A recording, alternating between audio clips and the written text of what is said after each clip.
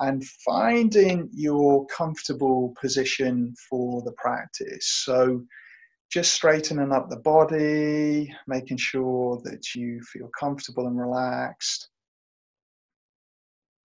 And when you're ready, just closing your eyes or lowering your gaze and connecting with the sensations of sitting, grounding yourself in the posture of the body. And actually this open, upright posture can be so useful if we do feel difficult emotions. We can actually hold stress, anxiety, fear in a more comfortable way if we are open and upright. And if it's more anger, frustration, then we bring in the relaxation. So the uprightness, but the relaxation. So this posture has a two-way feedback system. When we feel an emotion, it will set our posture, but when we set our posture, it feeds back to our emotional system. So this can be useful. So with that in mind, also put in a gentle smile on your face if that feels okay. And especially if we get this smile in the eyes, we start to activate the endorphin system. And this can, again, be this two-way feedback. So we can smile because we feel a positive emotion, but a gentle smile, if we truly want to activate this, can do that. And connecting with a soothing breathing rhythm. So slightly slower, more relaxed breathing rhythm. And if for any reason the breathing is not so comfortable to you, then just slow the breathing down and then widen your awareness to the body and let the breath be in the background. So you still have this smooth breathing rhythm, but it's not the focus. It's more the wider body, the sensations of sitting. But if the breath is comfortable, just staying with that soothing breathing rhythm, sensations of that throughout the body.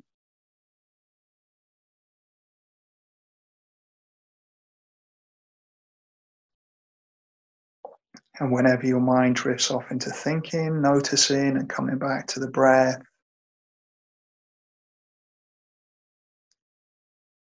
And for this loving kindness practice, beginning with someone in your life for whom you feel a lot of kindness, connection, support, friendliness, and picturing that person in your mind. You can say their name. You can reflect on their good qualities. Are they fun? Are they supportive? Are they playful? Are they kind? Are they strong?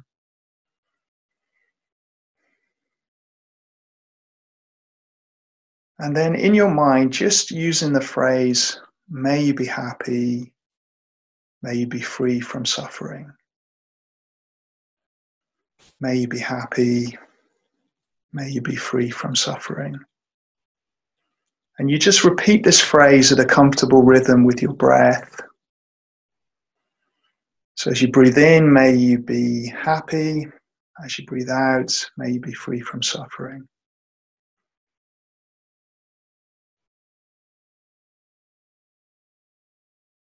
May you be happy. May you be free from suffering. And you picture that person smiling, happy. And you really connect with the intention of these words, so the meaning of these words. You really want this person to be happy. You really want them to be free from suffering. You appreciate this person. You connect with this person. You can bring in different people, friends, family, pets, nature, whatever you want to connect with.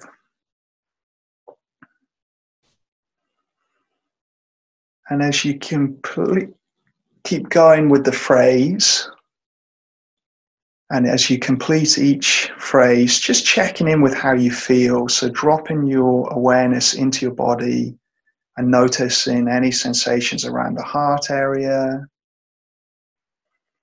So this area actually has a lot of receptors for neurochemicals like oxytocin, Also, the muscles around the heart soften and relax as we connect with this system. So there's some truth to the phrase open heart. We really do open up in this area as we connect with this. So just notice if there's any warmth, any openness there. May you be happy. May you be free from suffering.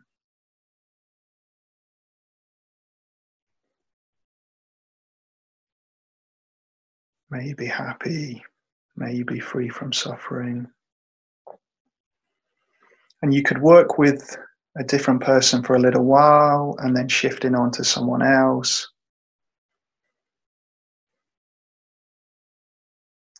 So the phrase, the image, and then now and again just seeing how you feel in your body. And if you do activate a sense of compassion and kindness in your body, just bring that into your awareness as well, together with the phrase and the image. But it's also just the intention of the words. It doesn't matter if you're not feeling anything. Compassion is a motivation and intention, a desire to act and to help others or yourself with suffering. So sometimes we might feel it very strongly. Other times it's more the action, attention, the behavior. And this helps you train all of that. May you be happy. May you be free from suffering. So you just keep that phrase going comfortably. And if you liked, you could use other phrases like may you be safe, may you be healthy, may you be peaceful.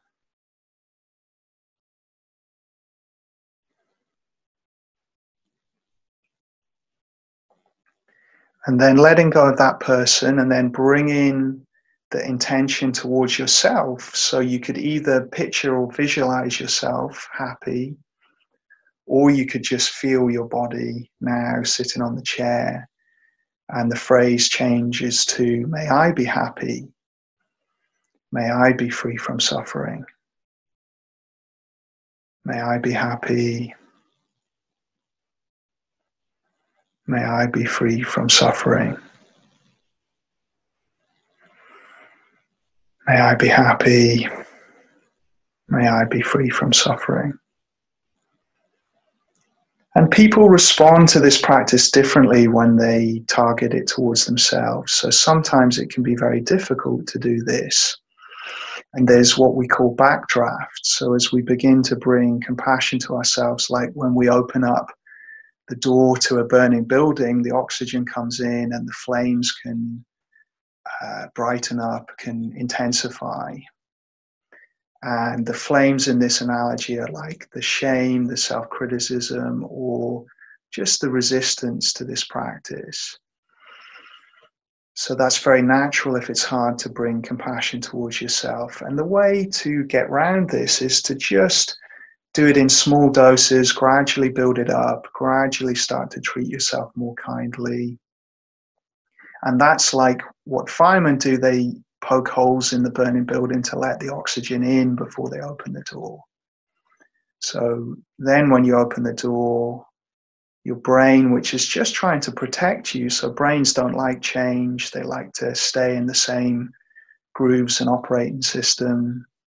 When we update it, there can be some resistance. So if we gradually do this, the brain will accept it more naturally.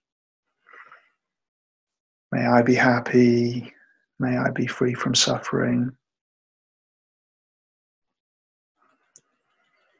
And finally, for a few moments, just letting go of that connection with yourself and the phrase, and just picking a behavior, something that's challenging you in life or a difficult relationship. So either a behavior you wanted to change, something that's challenging you right now, or a difficult relationship. And visualize that experience. Think about it for a moment or two. What's difficult about it? And then picture yourself changing that behavior or acting differently with that challenge or communicating differently in that relationship And doing that with a sense of self-compassion. So inner support, that motivating inner voice that acknowledges the difficulty, that validates the stress, but also supports you. So how can you support yourself in changing this? Could you say to yourself, this is really difficult. Humans find it hard to change behavior. Relationships can be very stressful. Everyone's going through this sort of challenge. Okay, what can I do as my first step here? What can I do that supports me? How can I be assertive in a compassionate way? So compassion is not always soft and gentle. It can be fierce and strong as well. So sometimes we need to be assertive in those relationships. Sometimes we need to do perspective taking and see the world from the other person's view, even if we don't agree with them.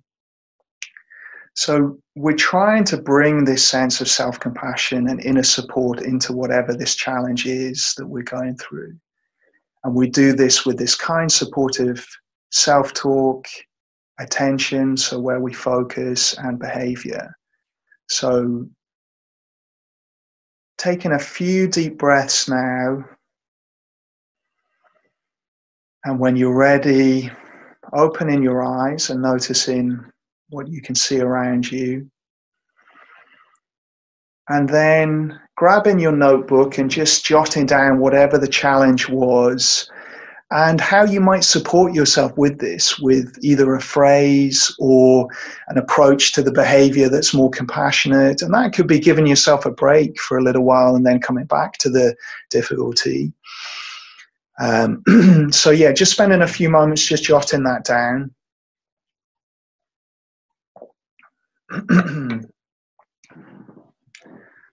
So it was either a challenge in a behavior that we want to change, so a habit that we're not so keen on and we want to shift, or it was a challenge we're going through, so either an external stress or maybe an internal stress, and how we might support ourselves in changing that with this self-talk, with this attention, with this behavior, or it was a relationship that's stressful or difficult, and how we might support ourselves. And we might use assertiveness, and we will explore that again in future weeks, or how we might use perspective taking if we need to see the world from their point of view to help them feel understood, so that they might listen to us more and we might be able to negotiate more and come to a common agreement or understanding or approach.